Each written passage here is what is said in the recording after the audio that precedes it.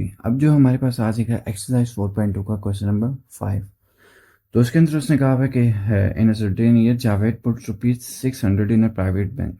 जावेद ने जो है 600 किसी प्राइवेट बैंक में रखे मार्च के एंड में, और ₹400 रखे सेम बैंक में यानी उसी बैंक में जून के एंड में। तो बैंक ने उसे जो है 3% जो है सालाना सिंपल प्रॉफिट रेट दिया, यानी 3% जो है इसे सिंपल प्रॉफिट सालाना का जो है प्रॉफिट दिया इसे। तो कह रहा है find the total amount Javed receive from the bank at the end of December in the year. यानी जावेद को जो है ₹600 ₹400 जो है इसे एक ही बैंक में इन्वेस्ट करने पे, यानी जो प्राइवेट बैंक है उसमें इन्वेस्ट करने में इसे कितना प्रॉफिट हुआ। तो हमने यहाँ पर इसका जो है दिसंबर के एंड तक हमने इसका जो है यहाँ पर प्रॉफिट फाइंड करना है। तो सबसे पहले जो है यहाँ पर जावेद ने जो है ₹600 इन्वेस्ट किए प्राइवेट बैंक में, किसमें, मार्च के एंड में। तो यहाँ पर हम लिखेंगे जावेद इन्वेस्टेड ₹600, ठीक है, फॉर। अब देखें जावेद ने जो है ₹600 किस में इन्वेस्ट किए। जावेद ने जो है ₹600 मार्च में जो है इसने इन्वेस्ट किए, ठीक है। और कब तक इन्वेस्ट किए, मंथ के आखिरी महीने तक, यानी सालाना इन्वेस्ट किए। तो मंथ का आखिरी महीना कौन सा होता है, दिसंबर।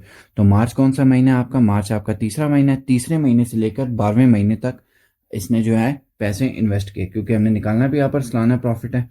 तो बीच में कितने महीनों का इसे प्रॉफिट लगेगा, ठीक है, 3 - 12 कितना, 9 महीनों का। क्योंकि मार्च से लेकर अगर आप दिसंबर तक काउंटिंग करें महीनों की तो 9 महीने बनते हैं। तो जावेद ने जो है 600 कितने महीनों के लिए इन्वेस्ट किए, 9 मंथ्स के लिए, ठीक है, 9 मंथ्स के लिए इन्वेस्ट किए। या अगर हम इसे यूं भी लिख सकते हैं, 9 डिवाइडेड बाय, एक साल में कितने महीने होते हैं, 12, ठीक है।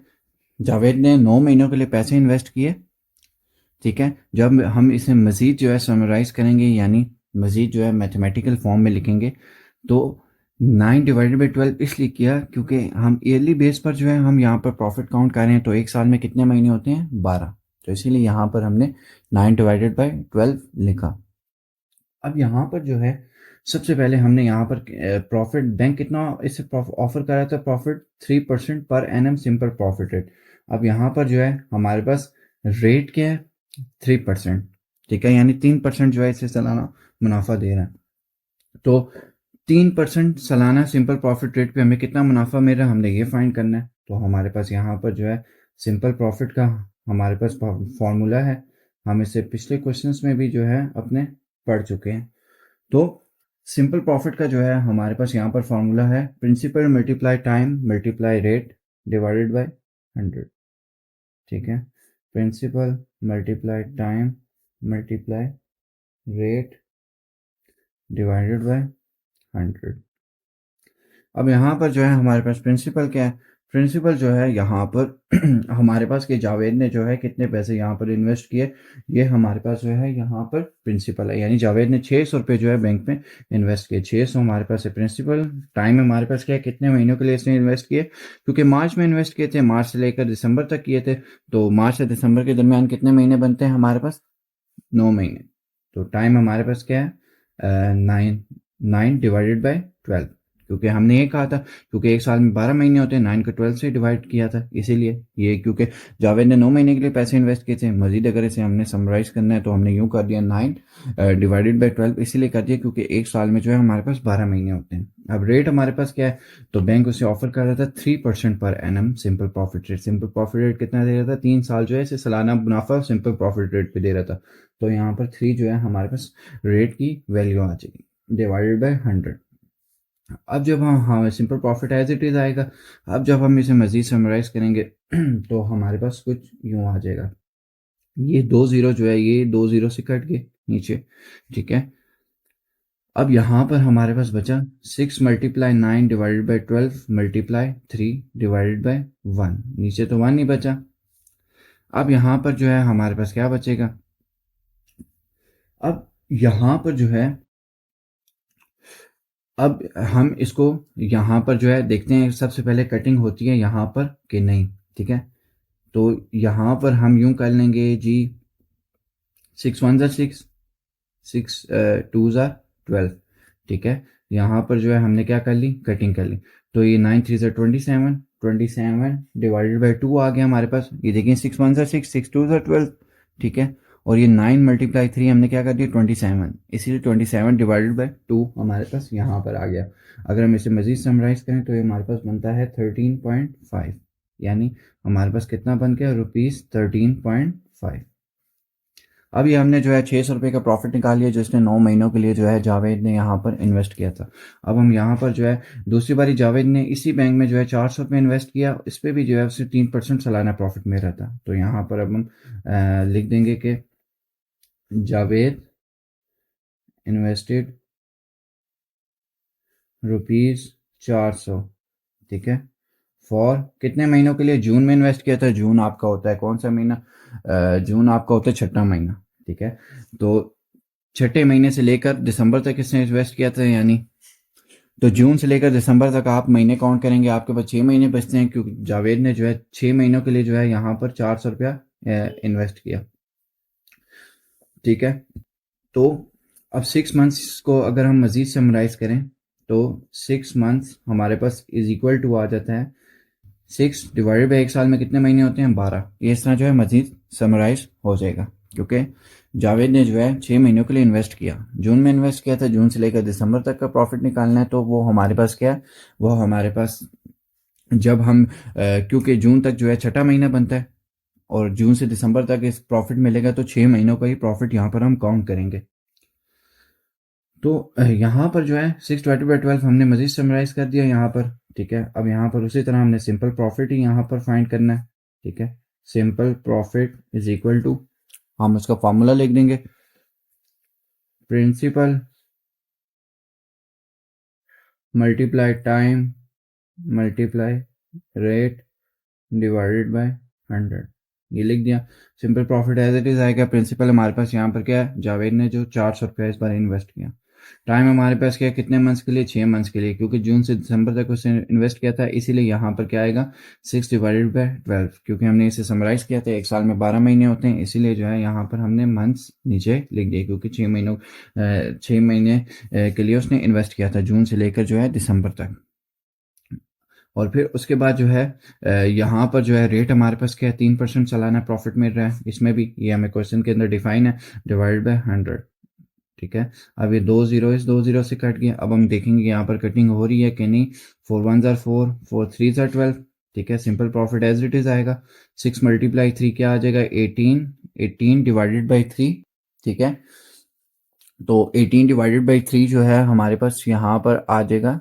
तो ये 18 डिवाइडेड बाई 3 आया, तो 3 1 3, 3 6 18, ठीक है। ये 18 को 3 से डिवाइड किया तो हमारे पास क्या आता है, 6।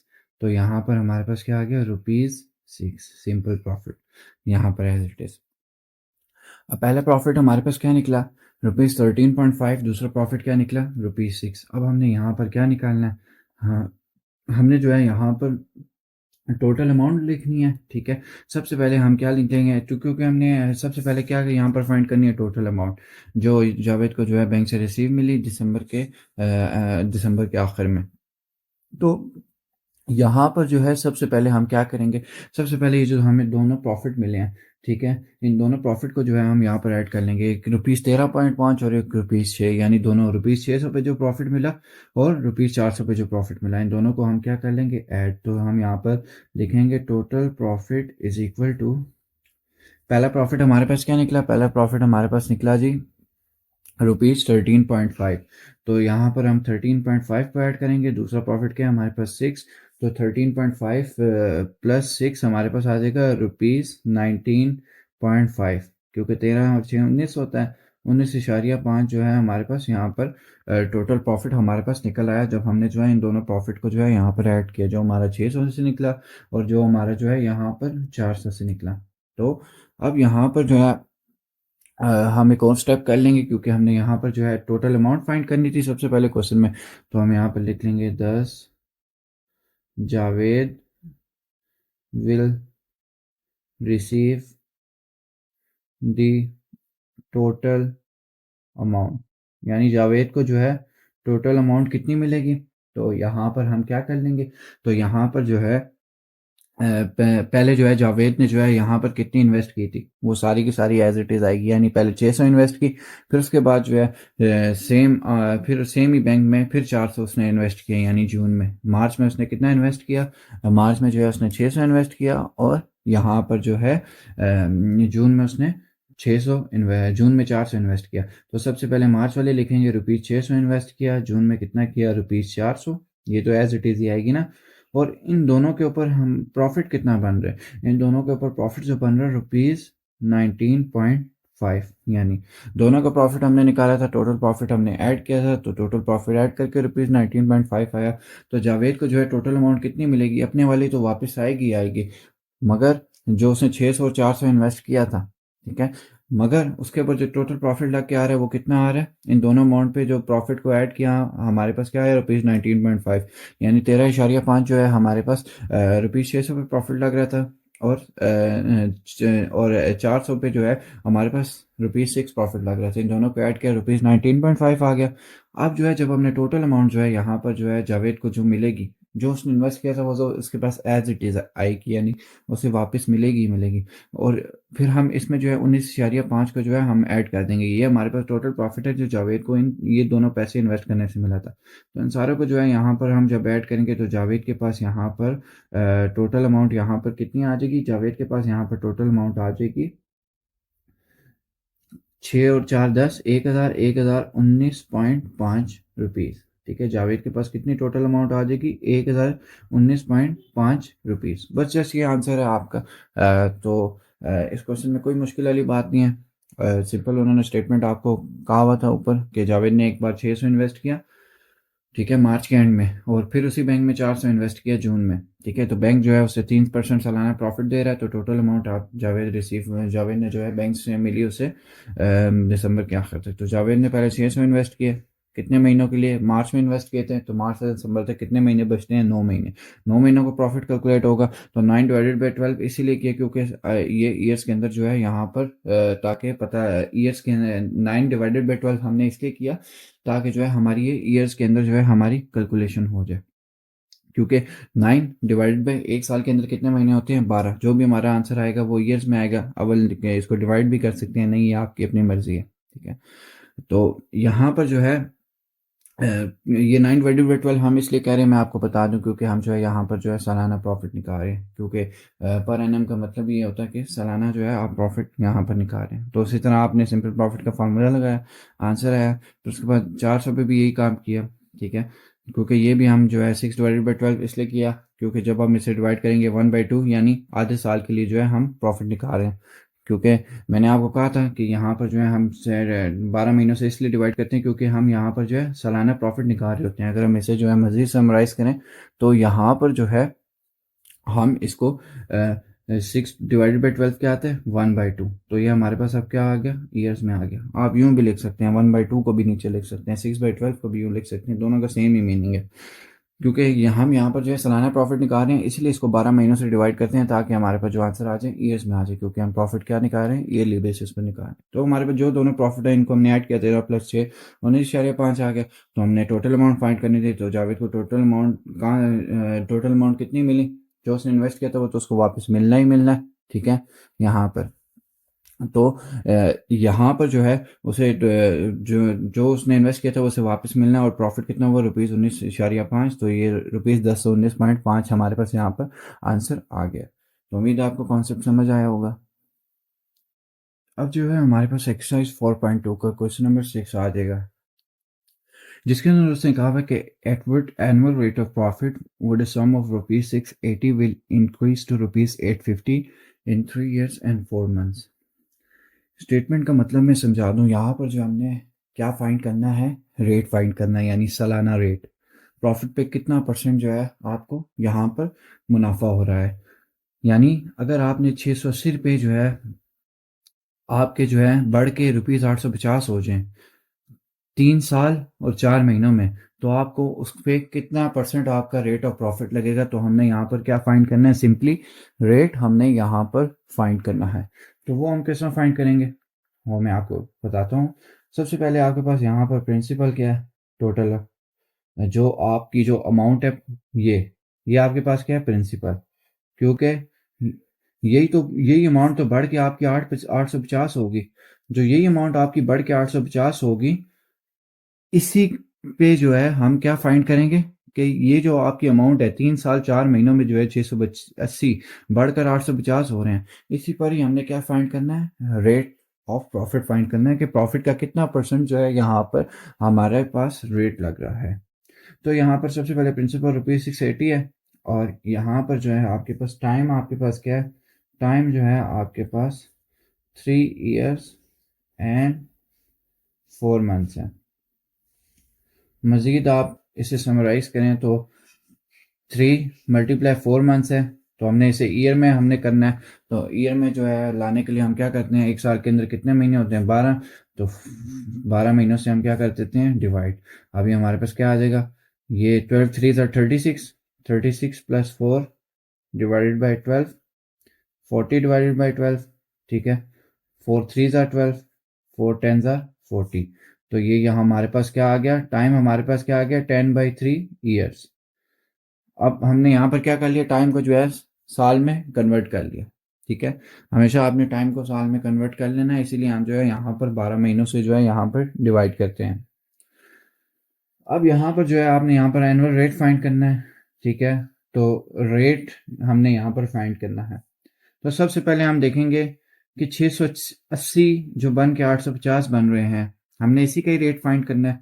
तो सबसे पहले हम देखेंगे हमें प्रॉफिट कितना हो रहा है। 680 अगर 850 बन रहे हैं, तो यहाँ पर लिखेंगे total profit is equal to, हमें 680 हमारे पास 3 साल 4 महीनों में बन के कितने हो रहे हैं, 850। इस 850 को हमने क्या कर देना है, इस 680 से माइनस कर लेना है। तो हमें यहाँ पर पता लग जाएगा कि 3 साल और 4 महीनों में हमें कितना प्रॉफिट हो रहा है। तो टोटल प्रॉफिट यहाँ पर हमारे पास आ जाएगा 170, यहाँ पर हमारे पास आ जाएगा जब आप जो है यहाँ पर इसको माइनस करेंगे, यानी 170 रुपये का आपको प्रॉफिट हो रहा है। अब हमने प्रॉफिट को किस तरह फाइंड करना था, रेट की सूरत में, यानी सालाना कितने परसेंट जो है हमें प्रॉफिट फाइंड हो रहा है। तो रेट का भी आपके पास एक फार्मूला है। तो रेट का आपके पास फार्मूला क्या है, रेट इज इक्वल टू, यानी सिंपल प्रॉफिट या प्रॉफिट एक ही बात है, लिखो मल्टीप्लाई 100, ठीक है, divided by principal multiply time, ठीक है। पीछे जो मैंने आपको सिंपल प्रॉफिट का फार्मूला लिखवाया था, उसी फार्मूले को आप उलट कर दें, आपके पास रेट का फार्मूला आपका यहाँ पर बन जाएगा। परेशान नहीं होना, आपने एक फार्मूला आना चाहिए, उससे मजीद जो है आपके सारे के सारे फार्मूले बन जाते हैं। ये हमारा जो है, जो पीछे हमने पिछले क्वेश्चन में हमने यहाँ पर हमने जो सिंपल प्रॉफिट का फार्मूला पढ़ा था उसी को उलट किया तो रेट का फार्मूला बना। अब यहाँ पर हम रेट फाइंड कर रहे हैं, तो प्रॉफिट हमें कितना हुआ है, यहाँ पर प्रॉफिट हमें हुआ है 170 रुपये, ठीक है। 3 साल 4 महीनों में, क्योंकि हमारी अमाउंट 680 थी, 680 बन के 850 हुई, तो हमें कितना प्रॉफिट हुआ, 170 रुपये। इसीलिए हमने 850 को 680 से माइनस किया, ताकि हमें पता लगे हमें कितने रुपए का प्रॉफिट हुआ 3 साल और 4 महीनों में। 170 का हमें प्रॉफिट हुआ, मल्टीप्लाई 100 डिवाइड बाई प्रिंसिपल क्या है हमारे पास, हमारी अमाउंट क्या थी जिस पर प्रॉफिट लगा, 680 रुपये थी, ठीक है। मल्टीप्लाई टाइम हमारे पास क्या है, 10/3, ठीक है। ये हमने जो है यहाँ पर कर लिया। अब जो है हमारे पास ये ज़ीरो, इस ज़ीरो से जो है यहाँ पर हमारे पास कैंसिल हो गया, ठीक है। और जो हमारे पास जो है कटिंग होती है वो हम यहाँ पर कर लेंगे। अगर हम 17 को जो है 4 से मल्टीप्लाई करें, 7 4 28, ठीक है, ये हम रफ वर्क कर रहे हैं, ठीक है, परेशान नहीं होना। 7 4 28, 4 1 4, 4 और 2 6, 17 को 4 से हम मल्टीप्लाई करें तो हमारे पास क्या आता है, 68। तो हमारे पास यहाँ पर क्या आ जाएगा, rate is equal to 100 divided by, यहाँ पर 4 बचा था, 4 मल्टीप्लाई 10 डिवाइडेड बाय 3, ठीक है। तो अब हम यहाँ पर क्या कर लेंगे, अब जो है हम इसे मजीद समराइज जो है यहाँ पर कर देंगे।